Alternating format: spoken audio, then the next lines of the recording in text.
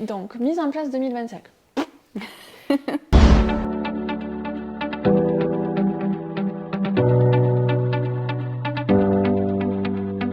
Aujourd'hui, c'est la deuxième partie de l'interview que j'ai eu le plaisir d'avoir avec Cynthia. Hello les chefs d'entreprise, c'est Magali Maté, votre ingénieure en droit du patrimoine et de la famille, experte en finance et en fiscalité pour vous les chefs d'entreprise. Avant de démarrer cette deuxième partie d'interview, je t'invite à t'abonner et à cliquer sur la cloche pour recevoir toutes les notifications.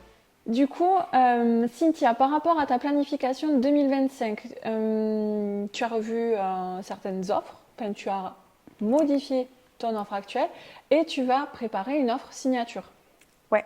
Yes.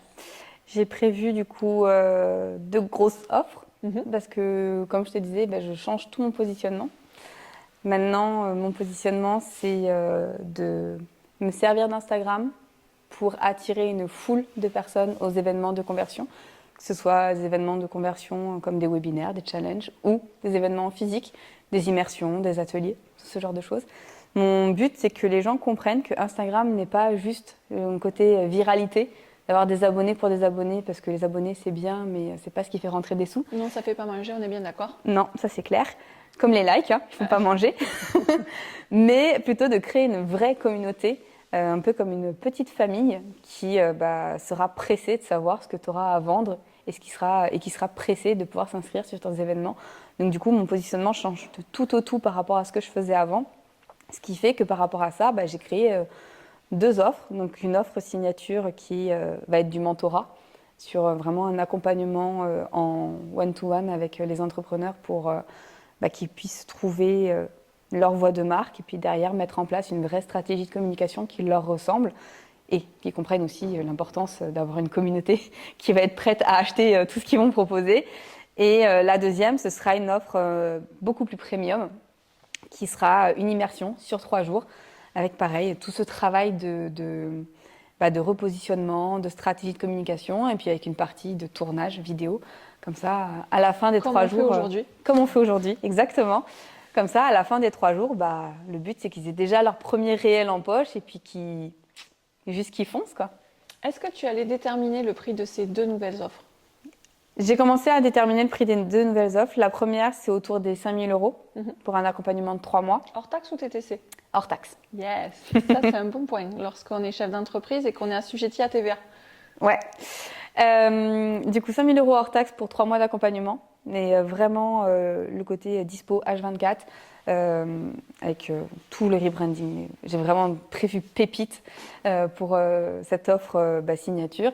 Et le deuxième, l'immersion. Donc, comme je te disais, c'est une offre qui est vraiment premium. Pour le coup, c'est 17 000 €. Mais location d'un lieu vraiment optimisé et luxueux pour pouvoir prendre des réels dans un vrai lieu de tournage avec une make-up artiste qui va pouvoir te sublimer pour les réels ou ce genre de choses, avec un shooting photo aussi professionnel. Le but, c'est de retravailler, comme je te disais, tout le positionnement, toute ta visibilité, ton image d'entrepreneur, que tu passes d'un entrepreneur invisible à un entrepreneur reconnu sur les réseaux sociaux pour ce que tu as à partager et pour ton univers, quoi. C'est ça, et faire la différence parmi toute cette masse. Exactement. Que nous sommes sur les réseaux sociaux. Exactement. Comment tu allais déterminer ton tarif ?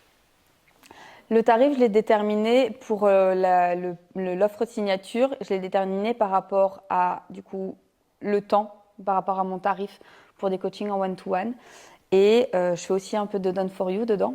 Donc, par exemple, je vais faire des templates Canva 100% personnalisés. Toute la stratégie de réel, c'est moi qui la travaille. Donc, il y a toute une partie de done for you qui est faite. Donc, c'est pour ça que c'est ce tarif. Et l'immersion, alors, l'immersion, j'ai pris les coûts de louer un logement, forcément, pour 3 jours, plus les coûts d'un photographe et d'un vidéaste. Parce que mine de rien, c'est quand même un professionnel qui vient sur place, un professionnel en plus qui est spécialisé sur les prises de vue pour les réseaux sociaux.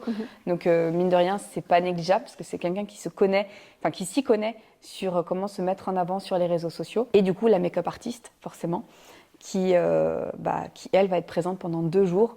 Un jour pour le shooting photo et le second jour pour le tournage, pour être sublimé. Ok, donc là, on se repositionne avec « tu penses aux autres » Et est-ce que tu penses à toi par rapport à la rémunération que tu percevras à chacune de tes programmes ou de tes accompagnements vendus? Non. Ah, toujours se positionner en haut de la pyramide, Cynthia. Toujours. C'est excellent, j'adore. J'adore. Donc, est-ce que tu es allé voir la marge et la rentabilité que tu vas aller générer? Pas encore, concrètement? non. Ok. Est-ce que tu as les bons outils pour aller travailler cela? Non. Ok. Restez bien connectés le 12 décembre prochain. Inscrivez-vous, vous trouverez le lien en bas dans la description de la vidéo. Mais je vais venir, hein. Avec grand plaisir. Avec Je vais grand venir. plaisir. C'est essentiel ces choses-là parce que lorsque nous sommes des professionnels passionnés et que nous faisons notre réelle vocation, on a tendance à donner, à construire, à être tellement tourné vers nos clients et avec les prestataires avec lesquels on bosse qu'on a tendance à s'oublier nous. Et ça, 2025, j'en veux plus en fait. Clairement, c'est terminé parce que septembre 2024, 30 000 entrepreneurs ont mis la clé sous la porte. 30 000 entrepreneurs en France sont au chômage. Mais vu qu'ils ne cotisent pas, ils ne vont pas le toucher. Donc c'est encore plus précaire en fait. Et ça, c'est plus possible. J'avoue que quand tu donnes les chiffres comme ça, c'est assez violent. Ça pique. Ouais. On est d'accord. Et en plus, il y a les entreprises qui voient le jour aujourd'hui, dans 5 ans, et c'est ce qui se passait en fait depuis 2019. Hein. Alors certes, Covid est passé par là, mais il y a eu la guerre en Ukraine, on a une crise économique, l'inflation qui monte. Il faut savoir que là, 5 ans après, un tiers des entreprises ont été liquidées par 2 critères. Est-ce que tu connais les 2 facteurs qui ont fait qu'il y a un tiers des entreprises qui sont liquidées cette année? Pas du tout. Les 2 critères sont le mauvais choix de statut juridique au départ. Je pense que j'en fais partie, mais j'ai vite transitionné. Parfait. Adaptabilité, C'est ça. correction, axe correctrice. Et le numéro 2, c'est le défaut de trésorerie. Mauvais calcul de sa trésor amène à liquider des boîtes. Ça, pareil, ça c'est un truc qui est dur quand tu commences parce que tu as tendance à te dire je vais investir dans des formations ou je vais me verser mes premiers salaires. Et il y a un peu cette recherche quand tu te lances dans l'entrepreneuriat de faut vite que je me forme. Faut que je me forme, faut que je me fasse accompagner, faut que j'essaye de trouver un mentor en quelque sorte. Et on le sait, hein, c'est pas des budgets qui sont pour les personnes qui se lancent en général, ça coûte très cher. C'est un investissement qui va se faire sur plusieurs mois en fonction des modalités de paiement. Mais et puis pour le statut, en général, tu es assez mal conseillé, je trouve. Typiquement, si je prends mon cas, le comptable m'avait dit de passer sur une SAS. Sauf que au moment où mon Pôle emploi s'est terminé, et que j'ai dû me verser mon premier salaire, il y a eu des charges qui sont arrivées. On va dire que pour un salaire de 1002 net, il y avait 900 € de charges sociales qui partaient. Donc ça faisait très très mal. Je comprends. Et c'est là aussi, quand on parle d'anticipation, c'est avoir un véritable projet et non pas devenir entrepreneur pour exécuter juste sa mission. C'est vraiment avoir tout cet environnement-là qui est très important. Et un choix de statut juridique, il ne se choisit pas sur la fiscalité parce qu'elle change chaque année. Et je peux vous assurer que la loi de finances 2025, elle va faire très très très mal sur plusieurs sujets, mais plutôt par un mode de fonctionnement.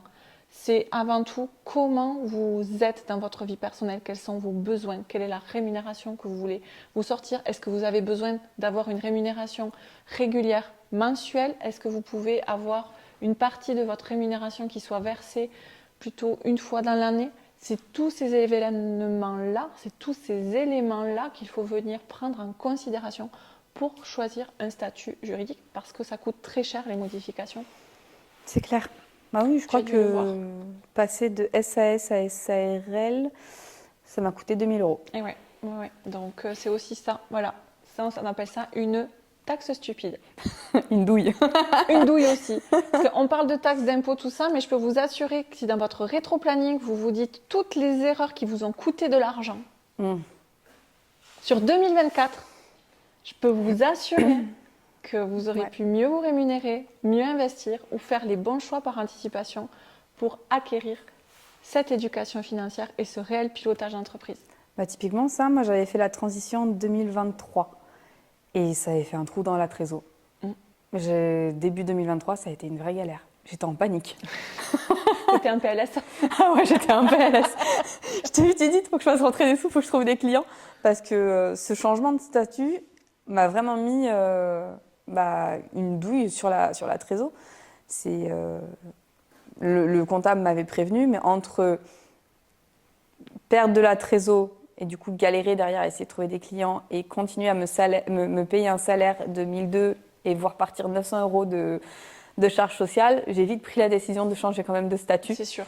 Parce que de toute façon, sur le long terme, j'allais pas durer avec ce statut d'entreprise, ce statut juridique. SAS, c'est juste pas possible. Tu peux pas. Si tu veux te verser un salaire, c'est pas gérable. Merci Cynthia, parce que le nombre de vidéos où on nous dit faites des SAS, faites des SAS, faites des SAS ou des SASU, peu importe si vous êtes un pluri-actionnaire ou vous êtes seul aux commandes. Encore une fois, n'écoutez pas tout ce qui peut tourner, mais allez voir des professionnels, des experts qui vont être là pour vous accompagner. Et avec mon équipe, nous en faisons partie pour vraiment sélectionner au mieux les stratégies qui vous correspondent. Ouais. C'est essentiel. Après, surtout, allez te voir toi, pour le coup. C'est pas faux, allez me voir moi, venez. C'est top. Planification, retravailler ta renta, tes marges, te payer toi. Et un exercice qui sera très sympa à découvrir, c'est comment venir positionner un chiffre d'affaires qui soit mesurable, qui soit quantifiable et atteignable pour décembre 2025 en fonction de la rémunération que tu souhaites te générer. Est-ce que ça fait sens pour toi? Ouais. Ça me permet de mieux gérer 2025 pour le coup. Bah, carrément. Et puis au-delà de cet aspect gestion de l'entreprise, pilotage de l'entreprise, c'est aussi voir les projets que tu vas pouvoir amener à concrétiser aussi à titre personnel. C'est exactement ça. Un peu comme ce qu'on se disait avant, c'était que quand tu te lances dans l'entrepreneuriat, on t'explique rien. C'est-à-dire que tu es à tâtons. C'est-à-dire que tu as ta propre expertise. Dans mon cas, c'est la gestion des réseaux sociaux. Et tu es là, tu es OK. Bon, tu es multicasquette, forcément. Tu es obligé de tout gérer, tu n'as pas trop le choix. Mais structurer un business, structurer ou préparer son bilan, ou faire son bilan 2024, préparer l'année suivante, mettre tes objectifs en face, c'est pas quelque chose qu'on t'apprend. Tu en entends parler à droite à gauche sur les réseaux, mais après, encore une fois, on entend tout et n'importe quoi. Et du coup, c'est assez compliqué de se dire, OK, là, je vais faire le bilan de mon année 2024 et planifier mon année 2025. Et clairement, que ce soit le webinaire que tu organises ou la surprise que tu organises l'année prochaine,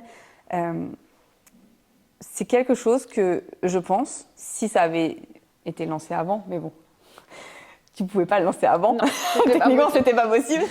Mais typiquement, je sais que moi, si ça avait été lancé avant, c'est quelque chose qui m'aurait énormément aidé pour structurer mon business dès le début et pas aller à tâtons pendant facile 4 ans, quoi, parce que autant cette année passée, j'ai mieux structuré le business, j'ai mieux mis en place des projets, autant les 4 premières années, c'était vraiment du à tâtons.